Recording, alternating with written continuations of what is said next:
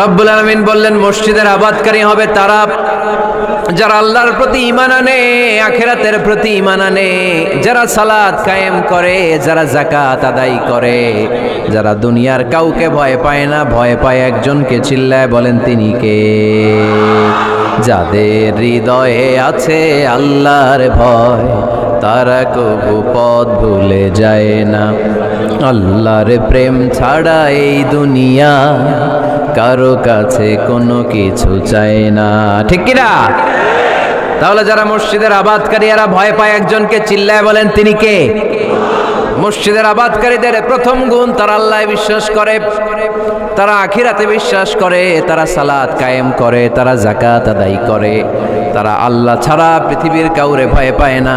আল্লাহ বলেন ফাআসা উলাইকা আইয়াকুনু মিনাল মুহতাদিন, আশা করা যায় তারাই হলো হেদায়েতের রাস্তার উপরে আছে।